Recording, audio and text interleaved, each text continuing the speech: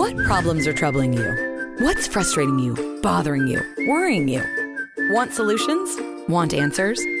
Welcome to Here We Come to Save the Day, hosted by David Adelson. This podcast is dedicated to solving everyday and global problems in an uplifting, fun, enjoyable way. There is a solution to whatever's troubling you. Ask your questions and we'll do our best to give you practical, useful, workable solutions you can use starting today. Join us now with David's special guest experts who will share their own experiences, life lessons, and practical strategies for creating the life you long for. Start living your best life today, right now, with David Adelson and friends. Welcome to another exciting, fun, and delightful episode of Here We Come to Save the Day, where we like to solve your everyday and not so everyday problem situations, whatever you want to call them, so that you can live the life that you dream of and not the life that you feel is foisted upon you by outside forces. Anyway, I'm very excited today. We have Paula Bohland. Am I pronouncing your name right? Yes. Okay, with me today, who is a dear friend. And Paula is going to tell you how to use your intuition, how to connect with your inner badass, how to become ruler of the world, something like that. So we're going to talk about that today. So tell us what they're going to hear. All right. So I want to just talk about how you can start a business, scale a business, grow your life, all by connecting with your inner badass, which all of us have, and helping people to figure out what that is and have that, and then go forward. And like you said, conquer the world, conquer your business, and conquer your life, what you want it to be. Enjoy. Good. Thank you. I'm sorry to interrupt. So thank you for that. So this will be very exciting. And by the end of the show, you'll have a whole bunch of very cool tips. And I know you have some free stuff that you'll give the audience. Yes. Before we get into that, I just want to remind everybody that if you like these, subscribe, put comments in the, write a review, give us 5 stars or 40 stars or however many you can, and tell your friends about us. Here We Come to Save the Day is sponsored by the Peace and Harmony Company, peaceandharmonyco.com, where we have created literally hundreds of quantum-infused and unified field-infused solutions to everyday problems and world peace and everything in between. And at this time in the world, there are scientifically based and proven programs that you can actually buy if you want peace in your home, in your neighborhood, in your community. And we sell them right on peaceandharmonyco.com. Go check them out. There's even a free sample if you want to try it. So we encourage you to do that.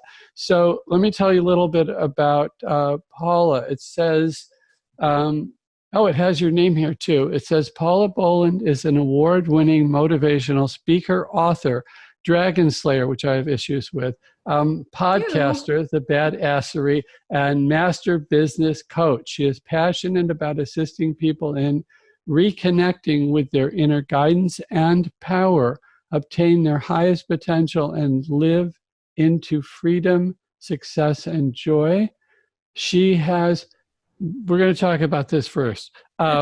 She has slain many of her own dragons, overcoming childhood abuse and poverty, depression, burnout, financial ruin, and starting over in her 50s as a single mom, which sounds really late to become a mother, and she has reconnected with her inner power, found healing, and attracts a phenomenal life, helping others reach their highest potential. And today she's going to be giving you starter points, at least, maybe the whole ball of wax, about how you can reconnect with your inner power, find healing, and attract a phenomenal life for yourself. So Paula, welcome. It's very exciting that you're here.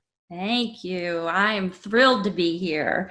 And I'm also very playful like you are, so it should be quite interesting what comes about. So we'll find out. So first of all, dragons are heroes for me, and I know that a lot of people have that Western St. George and the dragon's bad thing from this part of the world, but from from my experience, having met a few dragons here and there. They're I understand that what you really mean when you say slay your dragons is that something huge and apparently overwhelming and insurmountable has been, and we use the term defeated, but because you're using badassery, but we could also just say we've dissolved it, we've removed it, it's gone, we don't have to deal with it anymore. And that's the biggest thing. Yes. I do want to point out one of the things that we tell people sometimes. I'll tell that in a second. So go ahead. So tell us a little bit about your story or what you feel would be most useful to our audience. Okay. So if you think about a 10-year-old kid playing Barbies and doing the Barbie type of thing, I was doing that as a 10-year-old, and I didn't see my dad around for a few days. And I went to my mom and I asked her what was going on. And my mom looks at me and she says, "Your dad and I are divorcing, and I need you to take care of things from now on." And as a 10-year-old kid, I got really scared that if I didn't take care of things, I was going to be maybe kicked out too. I got really afraid that, I didn't quite understand what that meant. And so very quickly, I became a human doing instead of a human being. And I became trying to take care of everything. I would clean the house. I would do my homework. I would take care of everything. And I tried to do everything really, really fast, really, really efficiently, and took on tons of responsibility, taking care of my brothers and sisters, always looking for attention, always looking for support. And this continued on and continued on. And I made lots of worldly success. I published a curriculum. I started a few companies. But by the time I was 30 years old, work was a really big deal to me. I had a huge work ethic, and I literally could not get up out of bed to go to work. And instead of looking at what was going on in a bigger sense, I started trying to solve the problem medically and went to doctors, was asking them what was going on. And the doctors said to me, "There's nothing wrong with you." And I would be literally sitting in their office falling asleep, and got all kinds of medical diagnoses and got on all kinds of medicine and started taking the medicine, and it made me feel better. And so I went right back to work. I continued to take care of people. I continued to take care of things. Had a husband that didn't keep a job very long. I had all kinds of things going on. And at one point, by the time I was in my 40s, I was taking care of a downtown economic development program, as well as flying back and forth from Guatemala, taking care of a bunch of kids that lived in poverty, trying to help them be educated, while I had a child that I had adopted and a husband that was not working, and everything fell apart. I didn't have the money to pay for my house. I didn't have resources. I literally was eating one meal a day so my kid could eat. And something happened inside of me, and it was this inner power that said, "This has to end." And the inner power took over, and I connected with what I call my badass. And that was many times I had been experiencing the deep issues, but had opportunities to resolve them. But this time I got involved with programs. I got involved with coaching. I got involved with trying to heal, trying to figure out what was going on. And the state-of-the-art program helped me realize what I was doing was trying to be everything to everyone, looking for attention, looking for whatever. And I was burnt out, and I was crashing, more than crashing. And it was my opportunity to change everything. So I did. Yes. Boring, nondescript, average life, it sounds like. Yes, right. Well, I appreciate your sharing that. And I think, starting with that 10-year-old you, it's very interesting, the things, how we interpret them, because especially when we're young, how we don't understand what's going on. I was watching a comedian the other day, and he told a story, and I'm going to ruin it because if you want to hear the funny version, you should hear his. But basically, through inadvertently, his daughter saw what he thought was a terrifying thing on the TV, just when he turned on the TV. And so he was trying to overcompensate to make sure that would kind of disappear and something else would replace it in her memory. And then I took her to some movie, or I don't know what it was. It was supposed to be some kids movie. And she was completely terrified by something that happened in the movie. And then the next day she was laughing, and he said, "What are you laughing about?" And she said that thing she had seen on the TV, she thought it was funny, that he had thought it was. So completely misinterpreting other people. I don't know, our friend Christian Michelson, dear friend and mentor, in terms of coaching, told the story once that he was walking down the hall, and he stopped to turn around to say something to his wife and behind him or something, and then just started to keep moving down the hall, took a step forward. But while he had turned around for the moment or two, his 7-year-old daughter has stepped right in front of him, so he bumped into her. From our side as an adult, oh, sorry, whoops, and we move on. She wouldn't talk to him for 2 days. She had a major meltdown. She was screaming that he hated her and all of this stuff. And he did some, instant miracle work on her and everything to clear it. But at 10 years old, that must have been overwhelmingly traumatic for you. Was it? Yeah. It's part of the story. It's and because I've been corrected about dragons, it's one of the dragons that I've been slaying most of my life. And the outcome of that is I got the message. I took the message of the 10-year-old that I needed to achieve. I needed to show everybody I could do it. And, like you said, this is the boring, average American life. And it's not. But no. What the point is that many of us did and have received the message that the more we do, the better we are. The more we show, work, the harder we work, the better we are. And that's a basis of what I learned, and what my coaching program is about, is to overcome those myths that working hard is going to make you, greatly successful. It's actually a really huge prescription that for most of us, that will bring us misery and even prison in our life. And so that's a major part of my learning through my life, of how to let that go, and then working with people everywhere from starting a business to changing careers to CEOs, to how do you have more joy in your life and just be in your life and enjoy your life. And then magically, wonderfully, beautifully, the universe comes in and blesses you, and you become so successful you wouldn't even believe it. And so, getting back in touch with who you were born to be and who you were told you couldn't be anymore is so important. And that's part of your badassery. Yeah, thank you for saying that and sharing that. One of several points come up, and I hope to touch on them. The first one is validation. And I think this might be one of the things that comes, and you can tell me, with developing this quality, this badassery that you're talking about, is self-validation instead of needing validation from others. Because so much of what we do and so many of the goals that we think are our goals are actually what we think we need to do to be validated by others. And that's giving your power away. Yes.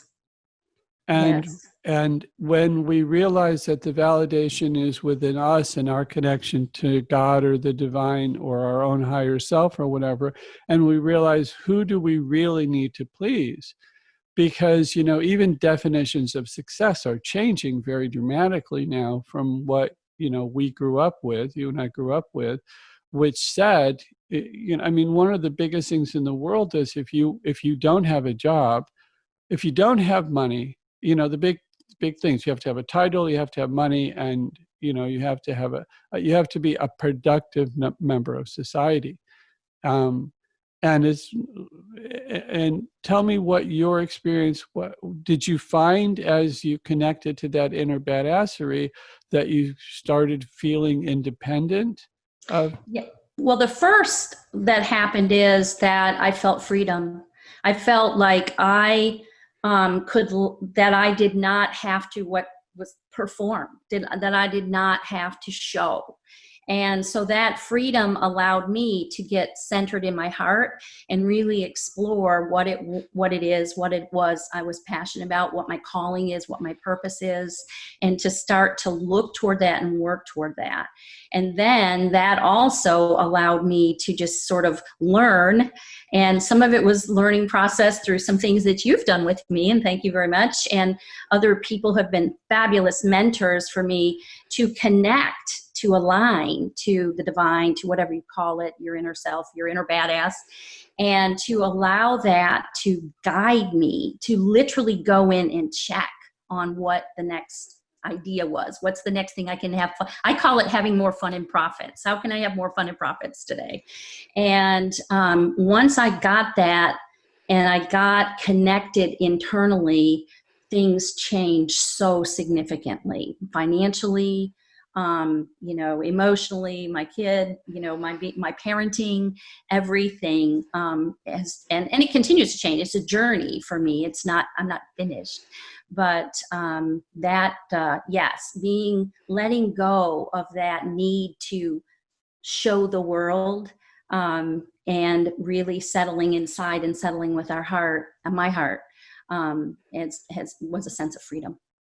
That's very cool, because one of the things that comes up a lot these days for me is, what are we here for? Who are we here to serve? And listeners of the show know that, my belief is that the purpose of creation is expansion of happiness, and that what we're here to do is have wonderful, lovely experiences, but somehow we tangled ourselves up in our own fishing line, and instead of enjoying the unraveling process, we get frustrated or whatever, which is the purpose of this show, is to how do we unravel it?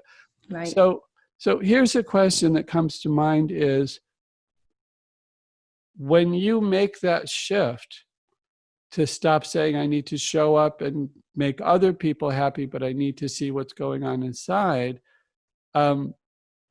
you're also still have to eat. You still have a child. You still have to.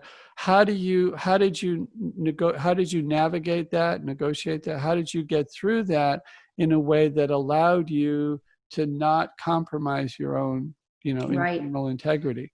Well, so that exploration and that learning became the basis of my coaching program. So, and basically, it is shifting from a lot of the methodology and terminology first. Words are very powerful, and the terminology that our world and our schools and all that kind of stuff uses, like goals and achieve and all of that stuff, was first a study in, let me call this, setting intentions. And for me, intentions are a lot more immediate. It gets my brain going like today, immediately, instead of in the future, where you say a goal, I want to lose 10 pounds. And my brain goes, 10 pounds by August. Well, today's June, I can eat the ice cream. Right. And so, first I changed my language and got out of the methodology of how we express this, how schools teach us, how, different places teach us the grind, the language of the grind, get to it, work on it, all of that language changing. And this is the way I coach people too, is to remodel how we're looking at that. The next thing I did is I started setting my intentions, and it wasn't perfect because the world around us is telling us something else all the time. We're being told to get back in the mold, go back to doing this. My family would tell me, my family still does tell me that.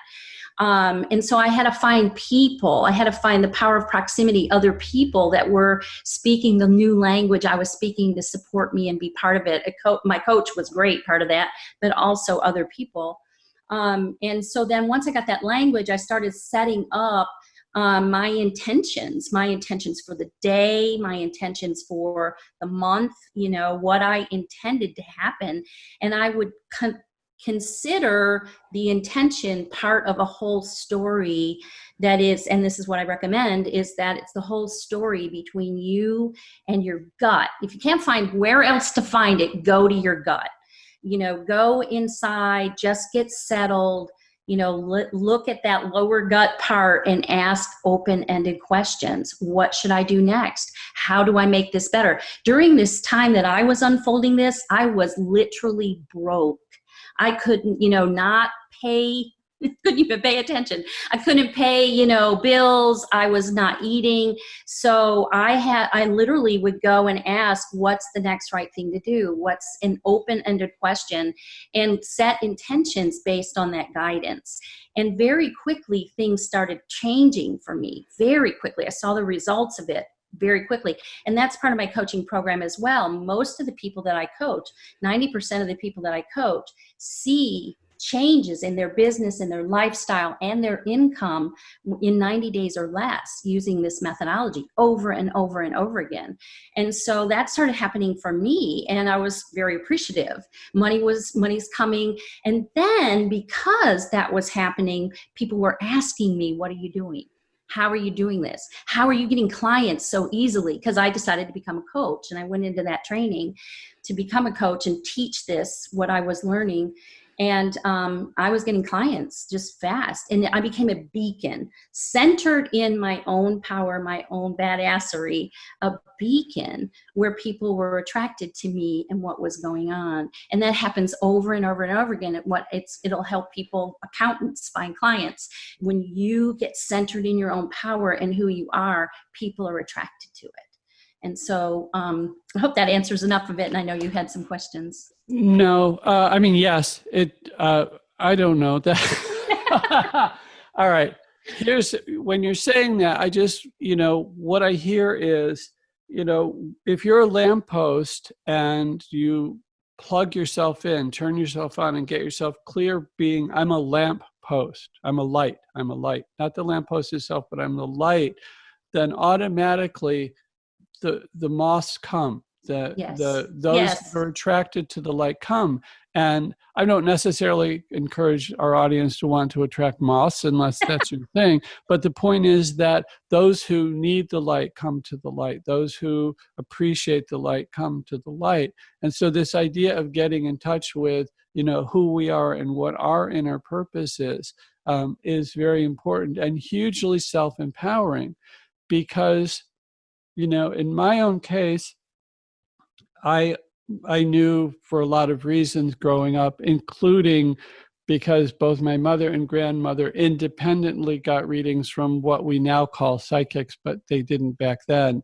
They said, oh, he's going to do wonderful things for the world. So, nice, no pressure for a nice Jewish kid, And so when things started to be clear about where I was being drawn to, my mother kept telling me what I was doing was wrong and kept trying to solve the problem of my life. And she did it for 30 years. Yes. And at the end of the time, she was just like, I can't believe I tried to tell you for 30 years what to do when, you obviously knew it. But obviously there were times during most of the time our relationship was fine, but there were times she would send me a letter, that would be pages and pages and pages when I was in college. And I picked up the envelope and I almost burned my hand. That just went right in the trash. I'm not reading whatever, she's sending in that because, she was just very upset. And I'll tell you why she was upset, because I had learned TM and was meditating, and that wasn't on her agenda. And then she was very upset after I became a TM teacher and was getting my degrees at school, and then later got my degree. She was very upset that I would do things that Maharishi would tell me to do, but I wouldn't do things that my mother would tell me to do. But the things that my mother would tell me to do were far and away were in her interest, not mine. Exactly. And later in life, she was just like, oh my God, I can't which was amazing that she became that woman, that she was like, I can't believe I tried to do this for you. Yeah, that's phenomenal. She had that awareness. I can't imagine my mother having that. Yeah. Yeah, okay. When she was retired and living in a retirement community, and I stopped by to visit one time, and she was introducing me to some of her friends, and she was just kind of got thoughtful for me. She said, "This is my son," and then she said, "I think he's way older than me," and you know, she was right, but to her, yes. for her to get that was kind of unique. But full points to her, because yes, she, at one point I looked at her and I thought, my God, it's going to take her 50 more lifetimes to get to this a particular level. She did it in 7 years before she passed away. Wow. Phenomenal. So wow, may we all have that. well, yeah, and it's possible. Yes, it is. The reason I'm sharing this story is, you know, even those that you most love and those that you most respect may not agree with you when you first kick into this. Yes. And you need to be strong within yourself. You need to be strong within yourself. So what I always want to tell people, all right, so you know, when we think about what we're here to do, when we think about, you know, the end of the life and looking back, what's the report card? Who's reading it?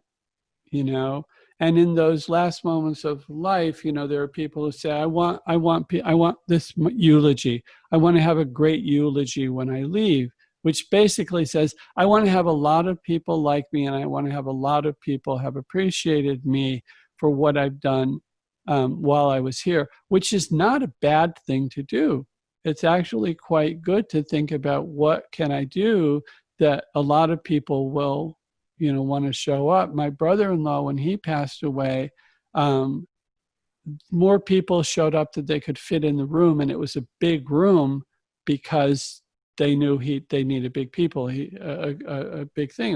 It was hugely impressive, the number of people that showed up for his thing, and he died quite young. So, but don't you think there's a backwards that we're taught, if we will only just conform and do this, work more, find more, that we end up doing less. We end up feeling less.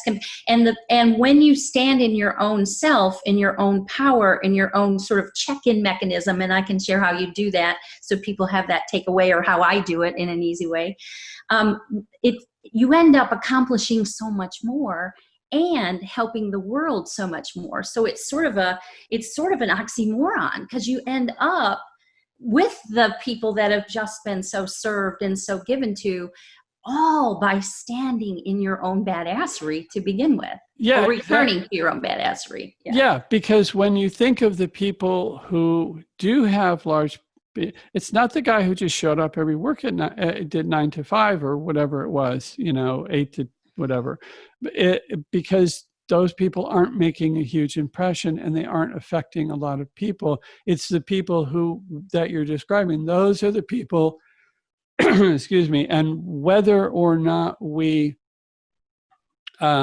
aspire to whatever level of what we could call greatness, do we want to be, you know, a John F. Kennedy, a Robert Kennedy, a Martin Luther King, you know, a Nelson Mandela? Do we, you know, how big or do we just want to be somebody who's, you know, appreciated in our neighborhood?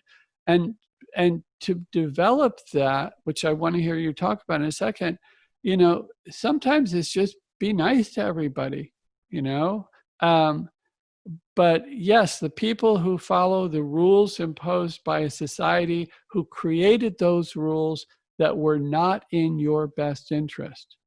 One of the things to remember is that all the people that created all the rules and regulations and processes that we think about, and that we're talking about for centuries, for millennium, all of the people that created those rules are exempt from those rules. Mm-hmm. Mm-hmm. Okay, and so if you look at, you know, how much are you supposed to work? Well, the government says yada, yada, yada, but then you look at the people in government and you see how much they work, and they don't. Okay. And they say, well, you need to have insurance, but they don't. So I don't want to get into the political thing, but I just want people to recognize that some of the things that you have learned have not been to serve you, but rather have been to serve those who you are taught to serve.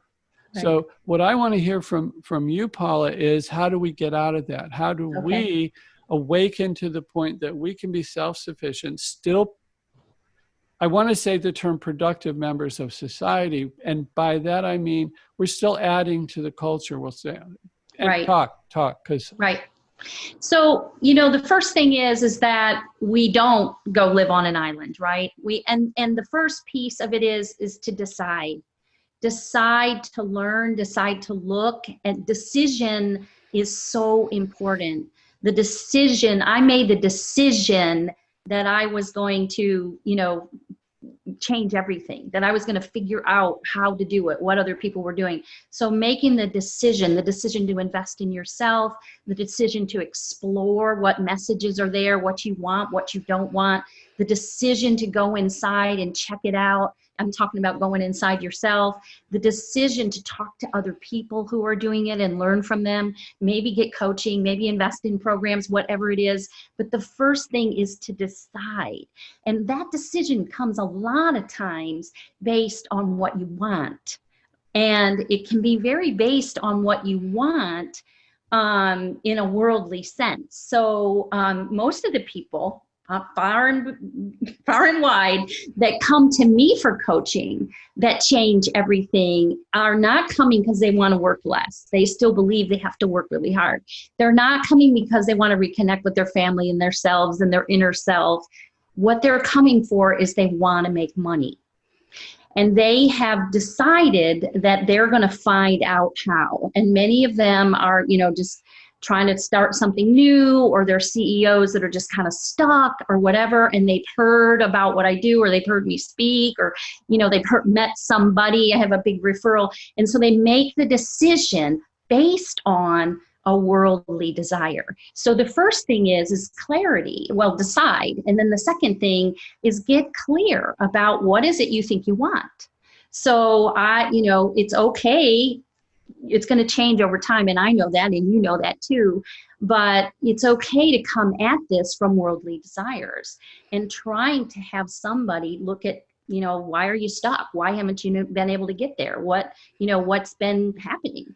So usually it's from the money thing. I help people get clear on what they want, how much money, how big that would be. And in the middle of that, we start talking about what have they been doing.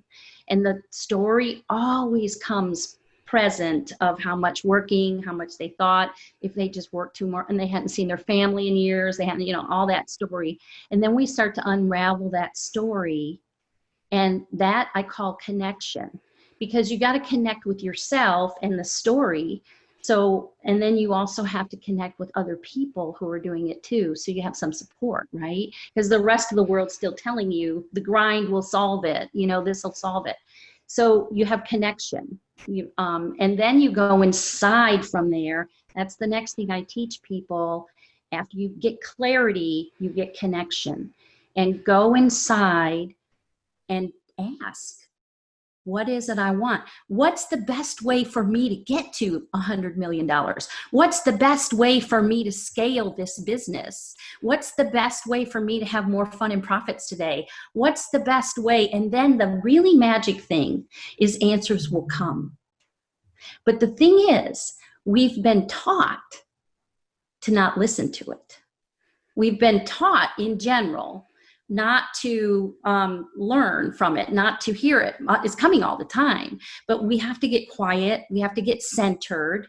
We have to get connected. I just tell people if they don't know anything else to do, just go to your gut. Most people know the feeling of being connected to their gut, and get centered. Just kind of feel it for a few minutes and then ask your question. And when you're first starting out, you're not going to be necessarily good at this. This is like flexing a new muscle. If I lift weights, I'm not necessarily good at lifting the 20-pound weight, especially now after COVID, and I haven't been lifting anything. I have to kind of learn it, right? I have to kind of move up to it. 3-pound weights will probably work right now. But it's something that is there, but we detach from it, like use of our muscles. And so when we start listening, we'll hear 1 or 2 things. And I always tell people, those are the first 2 things you hear. You'll hear an answer, you'll hear an answer. Those are your answers from your gut. Because after it gets to 3 and 4 and 5 things, you're starting to bring logic in. You're starting to bring in all the other stuff, and you're starting to argue with it. You're starting to, put down the weight and not learn how to lift the weight. So I tell them, when you're first starting out, take the first couple of things and go with that and act on it. Now, what happens is, and we know this, the universe will give you lots of solutions. You'll have lots of ways to get. There's not just one way to get to $100 million. And you can take the first couple ones and try it, and it'll bring you ribbons of opportunity, the next ribbon, the next ribbon, the next ribbon, right? And so what I do is I have people start following that ribbon and set an intention to follow that ribbon of opportunity and to experience what's happening, how they feel inside, and what happens in their world.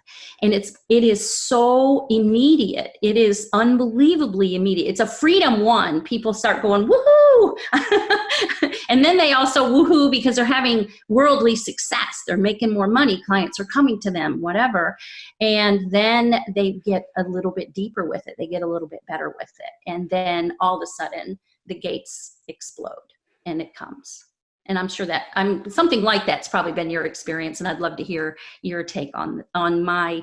This is kind of like the coaching 101 in 2 minutes or less. So no, I think what you're describing is quite good and quite accurate. I mean, there are definitely there are tools that you can use to develop your intuition.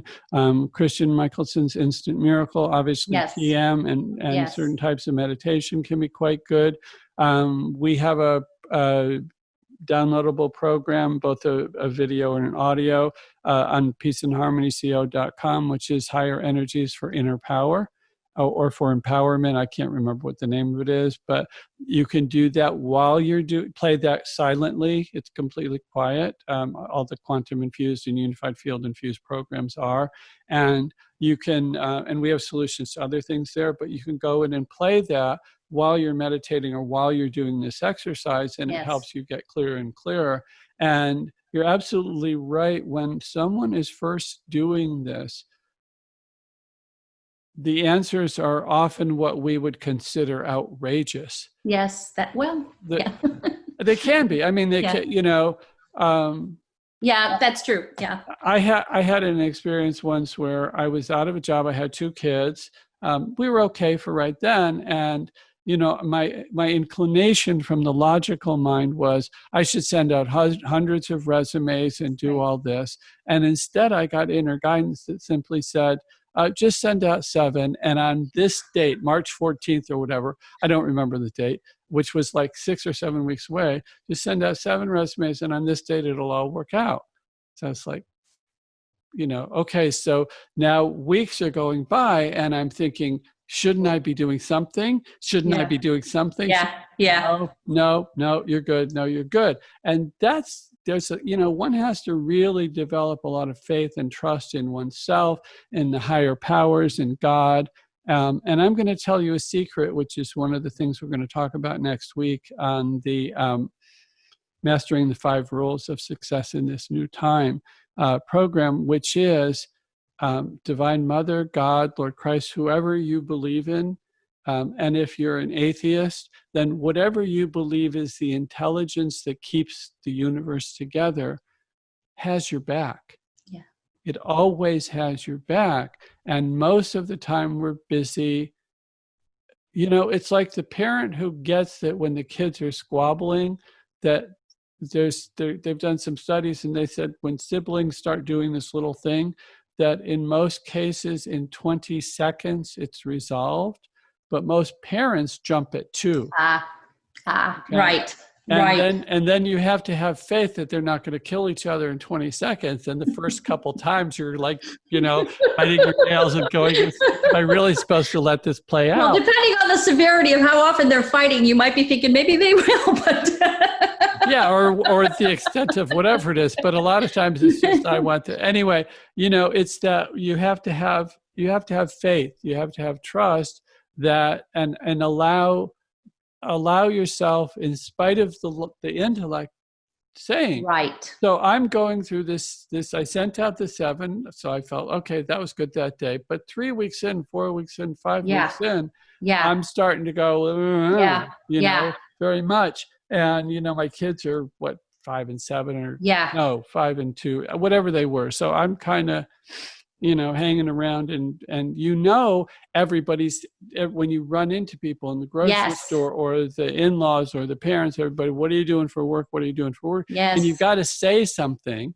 So you lie because you can't say, I'm just waiting, because at that point I sent out these things and was told that only 7 would solve it. Yeah. So anyway, that date rolls around, and at 10 in the morning, somebody calls me up, and the next afternoon I have a job that paid, I want to say $3,000 a month, which was very good at that time in that community. But it was just that whole, during that time, I got that I wasn't supposed to sit around and stress either. Just, have fun. Don't worry about that. And those who know, the story that I put on my Media One sheet, which is about how I built the business from 0 to 90K in a year by having fun. We're here for joy, and happiness draws so much good towards you that literally simply being happy, people are going to come up to you and say, whatever you're doing, yes, I want some. Yes. Can you teach me? Can you show me? Yes. So, and what I want to be encouraging people when they do your exercise, or if they contact you, or I think you have some free thing you're going to. Yeah, I want to talk about that, and also give a little bit more about, because not everybody has the same level of trust that you do. And there's many people that, if this was going on for weeks and weeks, would get into literal freak out mode, right? And go back to what they knew. They go send out the 100 resumes or whatever. And so some things that I tell people to do is, if you have I try to get people away from to-do lists and to check in and just take the top 2 or 3 things that come and focus on those. But if they absolutely feel like, I've got to have my, to-do list, look at that list and find the one item on that list that's the most inspiring for you, and go do the thing that's most inspiring. If you must, if you get into that, nobody's responding, oh my God, and I know I've got to have a job, and I've got this 5-year-old, and start making your list, and then find the one. It's a backwards way of having your gut help you, right? Of having the universe help you. But it's also in the, the world we're used to. So find the one that's most inspiring, and then find the next thing that's most inspiring. And what'll happen is there'll be evidence that starts to come because of the inspiration. Inspiration is really important in this. And start noticing the evidence. That's the other thing, that people have this idea of, let's go from 0 to 60 in, one push of the pedal. And that can certainly happen. But when it doesn't, people want to abandon it and go back to a different way. And if you start looking for inspiration and appreciation and also evidence, it may not all be there, but there's a piece and another piece and another piece that's evidence that what your gut is telling you is coming along. That can be really helpful for someone who's just starting this. And when you start looking for evidence, it makes a convert so fast when they start seeing evidence. So it makes your muscles build higher, faster, stronger for evidence. So my dear friend, and we're doing some work together, Michelle Humphrey, the way she describes what you're describing is what lights you up. Yes. So we want to, your phrase, her phrase, what lights you up are the things to move forward. And this idea of, yes, everybody wants to go from 0 to 60 in no time at all until you've done it, because that's a little jarring. And there's a huge adjustment from that, which is another discussion. I want to stay where I want to stay on this. We're running out of time. Yeah. Yeah, but this idea of I don't know what lawnmowers are like these days because I haven't lived where I've needed to mow the lawn. But when I was a kid, we had one where you had to pull the starter thing. I think they have electric buttons now and stuff. But you used to have to pull this rope and then let it wind, and that was how you started the lawnmower. And here's the thing, that even if it wasn't starting, it would do this little catch every once in a while, like it was about to start, which are the little wins. Oh yeah, so it's got it. I just need to go a little bit more, which is great. And then, the reason you keep at it is because once it does start, it's so much easier. Because if you abandon it, if you say, oh, this isn't working for me, I'm going to go back to the 100 resumes. That's like if you think of the lawnmower analogy, saying, well, I can't get the lawnmower to work, but the grass needs to be cut, so I'm going to get a pair of scissors. Right, exactly. Yes, you will get it done, but the amount of stress and strain, unless you're loving it for some reason, crawling around on your hands and knees with scissors, it's so much easier to stay at the thing that moves it faster. And this is all about alignment. Yes. So, anyway, about that. So yeah, and I wanted to offer that if people want to go, I do have a video and a little e-learning tool about this process that goes through it piece by piece. If you go to my website, which is paulabcoaching.com, it's the very first thing that pops up right now, and it says how to obliterate overwhelm, because that's really what we're living in, right?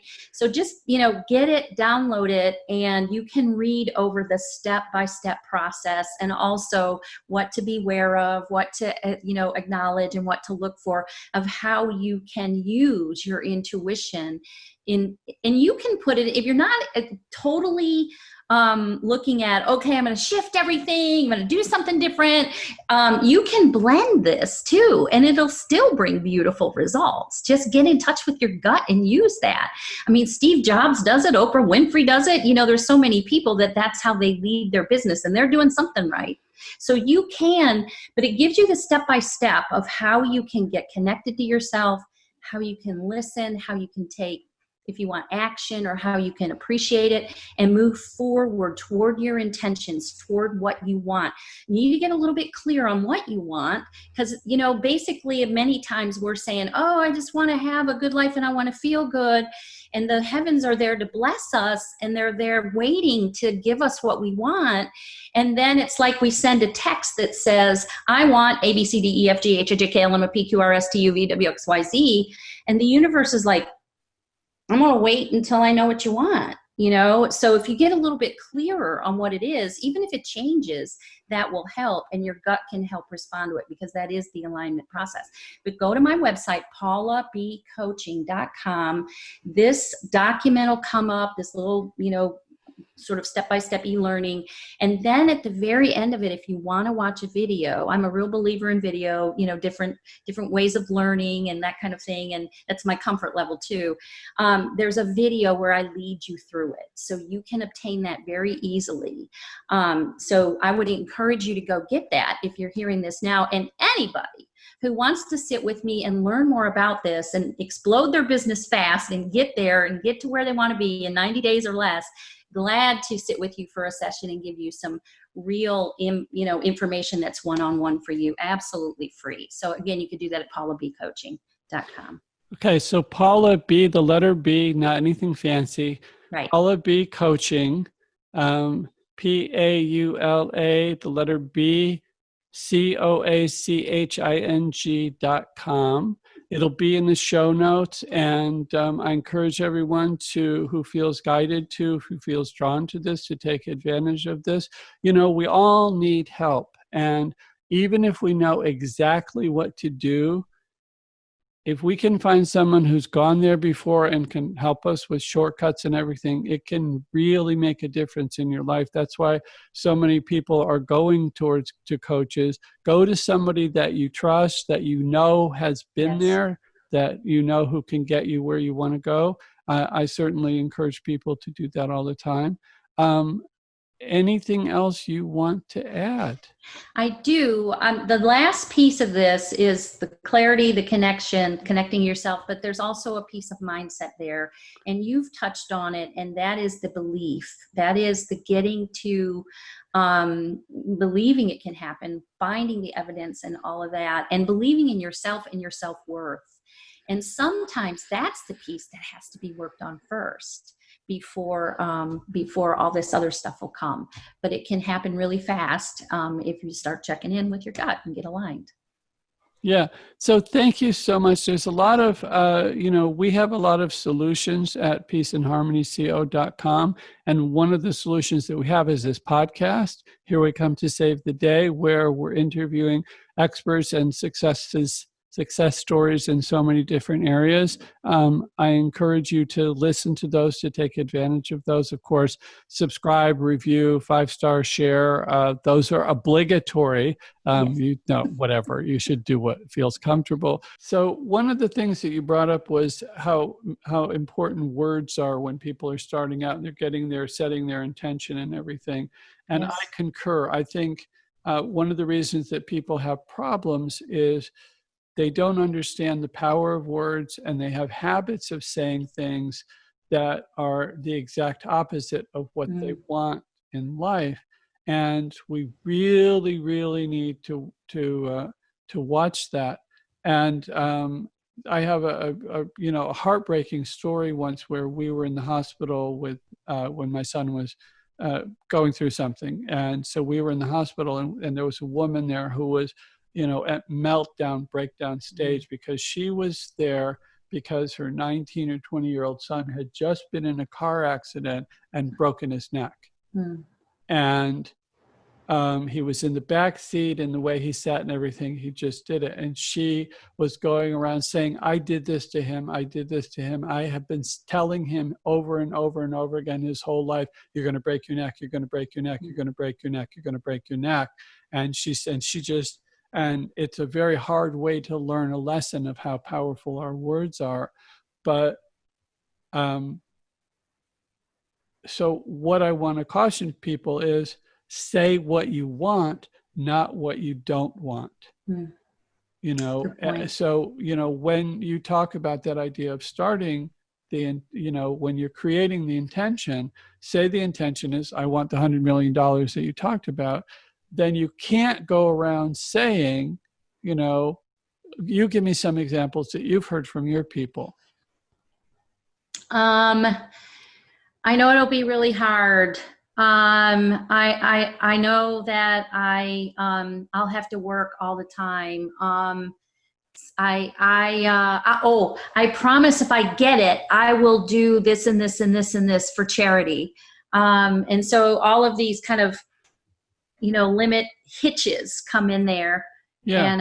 And Or I'm not worthy, or I want $100 million, but nobody wants to pay me, or I don't have the clients, or if I could figure out how to get the clients, that could happen, but I'm not sure how. Or if I could, it could happen. But if all of those words.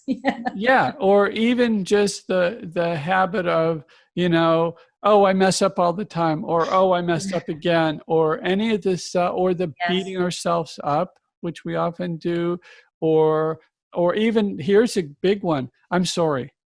I have to get out of the way. I can't be seen. Somebody cuts in front of you and you apologize. All of these different belief patterns, and the words, I'm sorry, the words, I'm not worthy, the words, this can't happen to me, or even the word, maybe it can happen, just all these little I'm not worth shit. Everybody hates me. Nobody likes me. Nobody will use my product. Nobody trusts me. Nobody values me. All of these little, well, sure, that happened for them. Yeah. Why doesn't it ever happen for me? I hear that one a lot. Yeah. Well, how do you help this one make that in the 90 days or less and not me? Yeah. Yeah. All of these little self-derogatory things that we say, even the you go first to everybody, well, it works out for other people, but that's my life, that those kinds of habits of interpretations of what's going on that just, that we need to become aware that we're saying and catch ourselves, and a great place to start is, how many times when we stub our toe or we hurt ourselves or something goes wrong, we say one of two words, shit or fuck, so, Guilty. Yeah. So this is what we say. Oh, I hurt myself. So we go, shit. Now, when you hurt yourself, if you saw things physically manifest right then and there, do you think that's what you want in that moment of pain or anguish or whatever? Or even the saying of, yep, that's me. But this, what you want to say in that moment is, well, thank God that's over, I will say that you have taught me that. And this last weekend, I lost my cell phone at the beach, and I started out in the F word. And then I was like, you know what? Maybe I'm paying a karmic debt, and this will be over. The karmic debt is done. So, exactly. Yeah, that's a fabulous way to deal with things, is to recognize that if I don't overreact to this, if I don't retaliate to this situation, if I don't believe that that person has wronged me and I have to get back at them, if I just go, oh, maybe I killed a whole bunch of people in World War II in my past life, and this one inconvenience, this one whatever, and I have to say this, one of the things that this society has totally lost sight of is inconvenience is not suffering. There's some cute videos on YouTube where they take from people from third world countries in their poverty, in their illness, in their whatever, and they say the complaints of people from this country, which is, you see some little kid standing on the steps of some really pathetic, you could barely call it a livable structure, and it's probably about the size of a shed in somebody's backyard, and it's falling apart, it's whatever, and he's standing there and he says, I hate it when I can't find my iPhone charger. So the whole thing is, don't take life so seriously. When things go wrong, just find the way to make it work for you by using the words of what you want to experience rather than what you don't want to experience. Because I guarantee you, when you hurt yourself, if you say shit and somebody comes over and goes, here's some, that's not what you want. Your reaction is not going to be, oh, thank you very much. That was very kind of you. Such fast service. I really needed that right now. Yeah. Yeah. There's a really funny scene in My Cousin Vinny where Vinny, the character, is in this bar trying to collect some money that his girlfriend, Marissa Tomei, won from playing pool or something with this guy. And the guy says, well, Vinny says, give me the money. And the guy says, you want something? I'll give you an ass kicking. And then you see Vinny, Joe Pesci, it's a great little, he just goes, so that's your counter offer. I'm here for $200 and you're offering me a good ass kicking. And let me think for a minute, because it's been a while since I've had a good ass kicking. And he paused and he goes, yeah, no, I think I'll go for the money. So, when we want to be responding in a way that helps us have, be who we want to be in that moment and have the experience that we want to have. So, we stub our toe, somebody cuts us off in traffic. Thank you, that karma's done. Or minimally, ideally, wish them well, send love, but to whatever extent we can get, we don't want shit. Yeah. So say something else, pizza. Right, that's a good one. Divine blessings, grace, whatever it is, just start changing the words. Yes. And that's a cool little, we get to do that. Nice. So important. This idea of trust is good. We believe that the world is becoming an amazing place, but we also experience that, again, those who may not have your best interests at heart are trying to convince you otherwise, because we don't even need to go why. In the end, what I started to say earlier is, who is your report card for? At the end of your life, who are you turning this report card? Who do you want to give you the best grade possible? And from my side, I think it's your own higher self, because that's the only one who's judging you. And it's kind of nice to get a pat on the back from the divine when you leave. There's a story about someone who passed away. The book is called Return from Tomorrow and I can't remember the name. I always want to say George Miller, but I can't remember what it is for sure. You can find it on Amazon. I'm not necessarily recommending the book, but there's a part of the story where this young man who's in the military dies, and he's dead for 8.5 minutes. And during that time, he has a whole bunch of experiences, which is most of what this book is about. And it's a very short book. It's a couple hours read or something. But one of the things that happens is he meets Lord Christ, which he feels is because of his upbringing. And our belief is that you meet whoever is appropriate for you. And Lord Christ takes him to this room, takes him way up high in the sky, and takes him to this room where there's a whole bunch of other very obviously divine beings. And when they get in the room, he sees his entire life flash before him in details that are far more detailed than he could ever remember. And at the end of seeing this, he gets embarrassed during parts of it, but he hasn't done anything major, but some minor, teenage adolescent pranks or whatever that he's in. But when he gets to it, Lord Christ turns to him and says, "What have you done with your life?"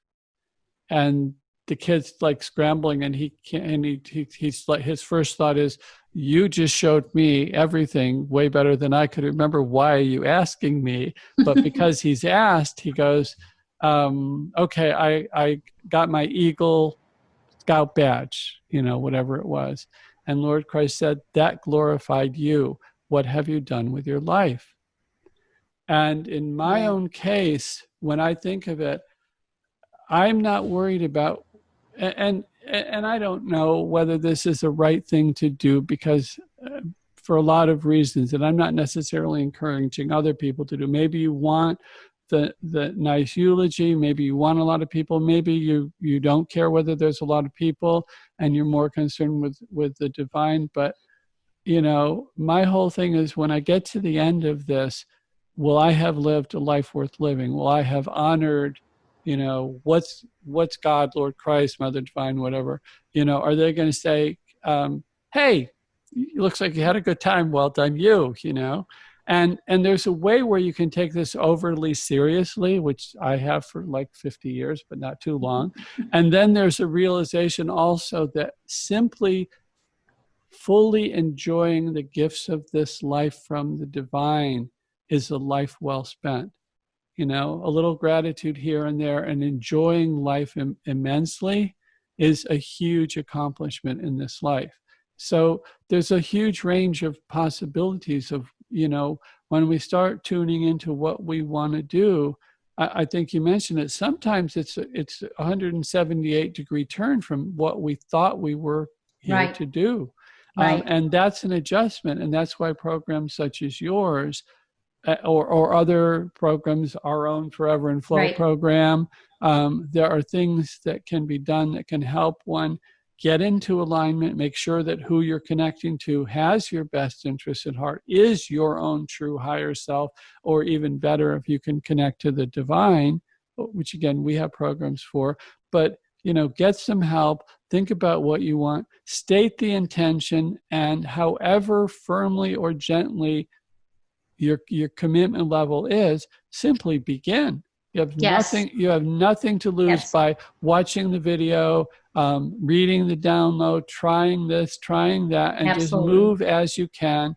And I like the idea that belief, the first thing for a lot of people who, and I'm going to use this as an analogy and not literally, but a lot of people feel so much overwhelmed that they feel as if they're in the gutter. They may not be in the gutter. And the first thing that they need to get is the belief that they can get out. Yes. The first belief is I can get out of the gutter. I can get up on the sidewalk. And then from the sidewalk, I can go into this building. And then I can go on the first floor, the second floor, the 10th floor, the 100th floor. Eventually, I can be free and clear of all of these limiting beliefs or patterns or restrictions or whatever, that I can be fully present in who I am now. And that world is an amazing world to live in. Yes. And I'm being told, Divine Mother's telling me to mention that you can, as a business owner, actually have it all. It's not an either or, and you can be a work in progress while you're also achieving. So you can reconnect with your family. You can let go of working so hard. You can have fun while also having your business build and scale and go large and grand. That can all come together. And like it's restating what you just said. That's an amazing place to be. Yeah, it's fullness of life. Mars used to call it 200% of life. Yes. Wealth and wisdom squared was one of the phrases he used. Love it. So yeah, we love that too. Paula, it's been such a joy to have you here and to share your wisdom and your knowledge and your experience with people. And I hope, thousands, truckloads, whatever the term is, of people respond and take advantage of that, because it's so needed in the world. I'm going to encourage people, don't be shy. Don't be shy. Right. Don't be shy. Yes. Again, don't be shy about taking it upon yourself to be a peace hero and bring peace and harmony to your neighborhood with one of our Peacemaker systems. We have 3 different ones. The Peacemaker 10,000, which is it's the size of a laptop computer, because at one time it was a laptop computer and now it's a broadcast tower for peace and harmony. We have a 10,000, 14 or 15,000, I never remember which it's called, and a 30,000. And the 10,000 goes for 10,000 people or 10 square miles, depending on where you live, whichever comes first. The 14 or 15 is that many thousands or that many square miles, 15 square miles. And the 30,000 is 30,000 people or 30 square miles that you can, without telling anybody, create peace and harmony. You can reduce the crime. You can reduce the violence. You can increase the intelligence of the political leaders in the area and the community. So much can happen from a calm and settled state that these systems literally generate from the unified field and from the quantum field. So, if you're hesitating, don't. There's a 3-day guarantee. If you don't notice something profound and significant within 3 days, send it back in like new condition. We'll even pay for return shipping. But this is a time in the world where you can literally buy peace. Yeah. Do it. There's absolutely no one should. How do we want to say this? I want to encourage people to do it. Be the first on your block, whatever it is, because once you start doing that, people will start coming up to you. You will find yourself more in alignment. You will start finding things, you will start finding rainbows and pots of gold and, hot members of the sex that you want them to be and whatever it is that you want. All good life. So thank you again, Paula, for being here. Thank you. My joy. Thank you. And so ends another fun episode of Here We Come to Save the Day. If it's been helpful, leave a review, give us 5-star rating, subscribe, share it with other people, and go out and have a great life till the next episode or forever. And bye-bye. Thank you for listening to another helpful, fun, and life-changing episode of Here We Come to Save the Day with David Adelson. To access the show notes and additional resources, go to herewecometosavetheday.com. If you've enjoyed the show and find it helpful and fun, please leave us a review and share with a friend. Tell us issues troubling you or questions you have. We're here to help you. That's what Here We Come to Save the Day is all about. Till next time.